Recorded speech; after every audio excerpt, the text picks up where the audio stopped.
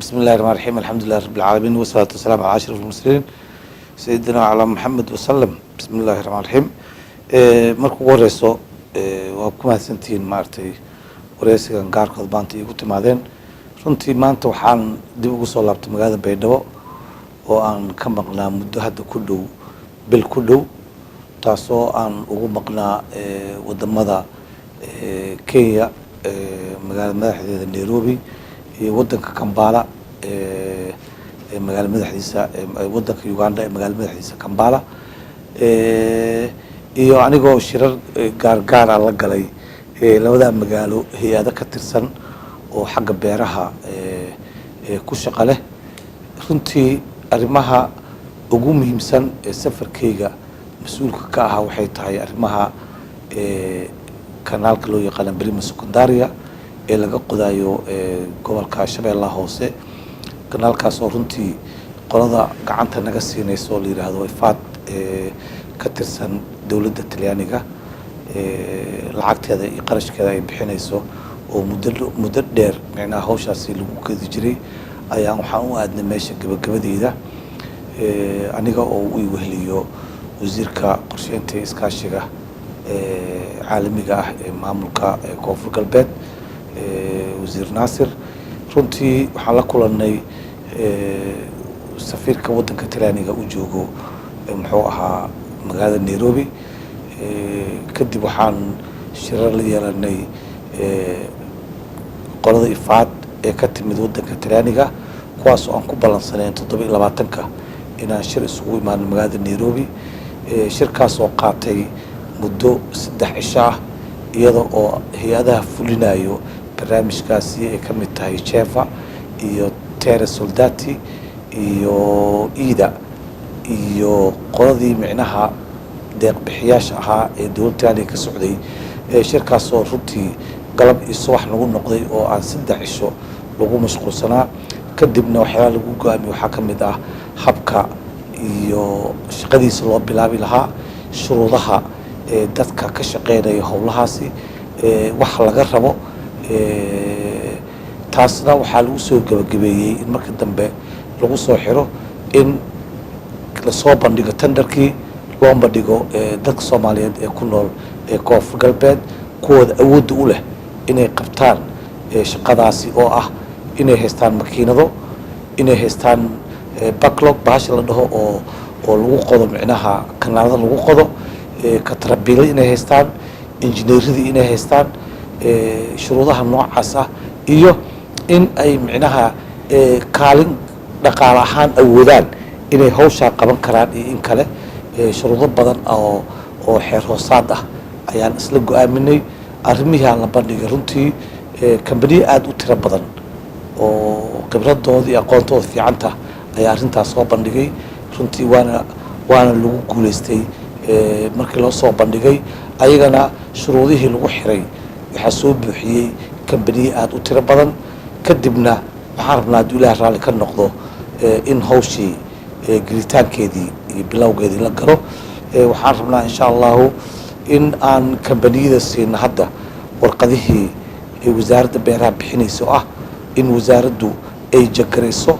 fiiriso kontaroosho qofkaasi shaqada qabanaya ma yahay qofkii ku habboonaa iyo in kale in iyada la jagareeyo oo la fiiriyo taas waa mid aan isla meel dhignay haddana micnaha howlaha horyaalla waxaa ka mid ah inaan siino kambaniyadaasi warqadihii aqoonsiga oo laga siinayo wasaaradda beeraha registration ka rabta iyo iyada oo wasaaradda amniga gudaha ee maamulka Koonfur Galbeed laga rabo warqad clearance security la yiraahdo oo lagu xaqiijinayo qofkaas inuu yahay qof muwaadin ah oo nabadgelyada qayb ka qaadan kara inuu yahay idan lagu xaqiijinayo insha Allah kariim shirarkaasi aadan runtii la isugu afgartay kadibna waxaan galnay shir aan la galnay hay'adda FAO taasoo uu ka soo qayb galay lagu wada cazumay wasiirka wasaaradda beeraha ee federaalka wasiir Ciid iyo ariga iyo qubaro ka socotay wasaaradda federaalka ee beeraha wasaaradda qorsheynta iskaashiga federaalka iyo tan Koonfur Galbeed shirkaas oo runtii asagana socday muddo 4 cisho ah waxaa kaloo ka soo qaybgalay aqoon-yahano xagga beeraha ku xeel dheer iyo hay-ada ay ka mid tahay Adam Smith oo ah hay-adaha runtii wax soo saarka gacan naga siiyo wasaaradda beeraha shirkaas 3 cisho socday waxaa lagu soo bandhigay igana maadaama kanaalkii weynaa la qodayo beeraha waaweyn aseedooyinka waraabinayay in FAO iyadana iyagoo European Unionka gacan ka helayo madaxda European Unionkana ay fadhiday shirka in la soo bandhigay sidii ay u suuragelin lahayd kanaalooyinka yaryar ee dadka beeralayda ee yaryar ee aan awood u lahayn inay kanaalada noocaas ah ama beeraha waaweyn meesha aan ku lahayn laakiin ka fog meesha oo kanaalka weyn laga qodayo in beeraha yaryar ee micnaha ayagana loo qodo kanaalooyinka marka laga bilaabo Afgooye ilaa iyo lagu tago meesha kanaalka weyn laga qodayo kanaalooyinka yaryar oo ku jira ayagana in la qodo waxaa kaloo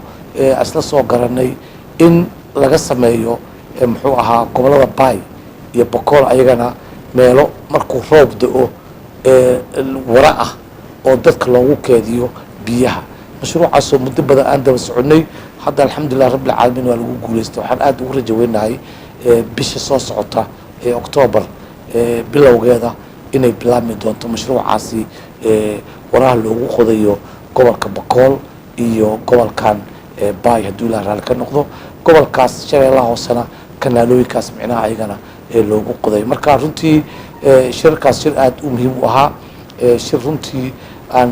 muxuu ahaa dhihi karo kii ugu waxtarka badnaa runtii muddada had safarka ku maqnaa aan uga qayb galay magaalada Nairobi ayuu ahaa markaa kadib waxaan helnay muxuu ahaa aqoon isweydaarsi ay isugu imaanayeen wasiiro ka kala socday muxuu ahaa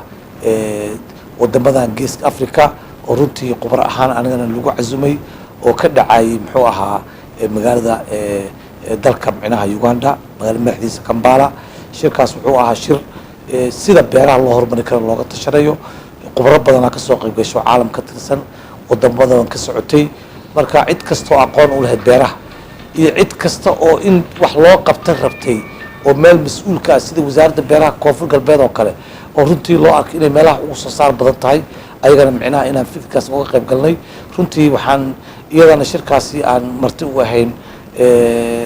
dadkiina cazumay muddo 7 cisho ah ayagana runtii waxaan ka soo helnay khibrad fiican iyo aqoon fiican waxaan ka soo helnay tababar insha Allah kariim aan rajeynayno in shaqaalaha wasaaradda beeraha khibradda leh aan u diri doono insha Allah hadduu la raali ka noqdo bisha September ka hadda aan ku jirno dhamaadkeeda 27 ilaa 29 kadib waxaan kusoo hakaday magaalada Muqdisho oo muddo aan 6 cisho soo joogay hadda kaasoo aan uga soo qayb galay shirar looga hadlay arrimaha dib u heshiisiinta gobolka Shabeellaha Hoose kaasoo aan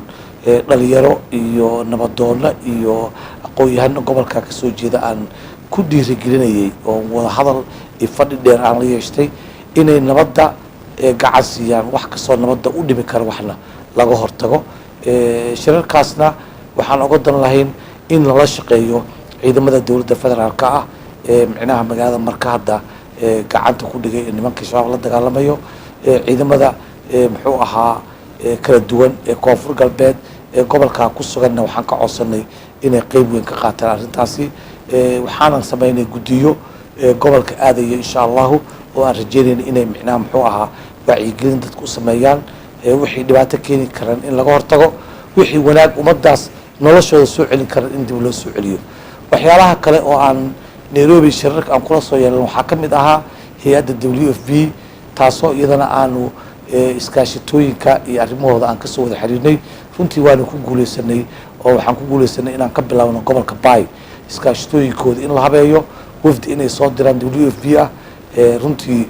inay yimaadaan Baydhabo 4 cisho 5 cisho ka hor marka aniga imid wafdigaas oo wada soconay kadib waxaa qaabilay wasiir ku-xigeenka iyo dadka aqoon-yahanada ah wasaaradda beeraha u joogay iskaashitooyinkaasna runtii wixii la isku afgartay waa la qoray wixii kale oo ka dhiman iskaashitooyin waaweyn ahaa ee laga tegayna runtii waxaan rabnaa hadda inaan dhammaystirno sababta waxaan rabnaa ilaa iyo 20 iyo dhowr iskaashato oo gobolka Bay ah inaan wada diiwaan gelino si berito mustaqbalka masagada ka soo baxda gobolkaani Bay iyo Bakolba ay micnaha u noqdaan iskaashatooyinkaasi kuwa ka iibiya WFP meeshii laga keeni lahaa muxuu ahaa miraha wadamo aad u fog oo lacag adag ay ku bixlayd heshiiskaasna runtii waxaan kusoo galnay magaalada Nairobi runtii alxamdulilah rabbil caalamiin maanta dib ugu soo laabtay dalkii waxa aad ugu faraxsanahay inaan xaruntaydii ku meel gaarka ahayd Bay iyo dalkiiba aan dib ugu soo laabto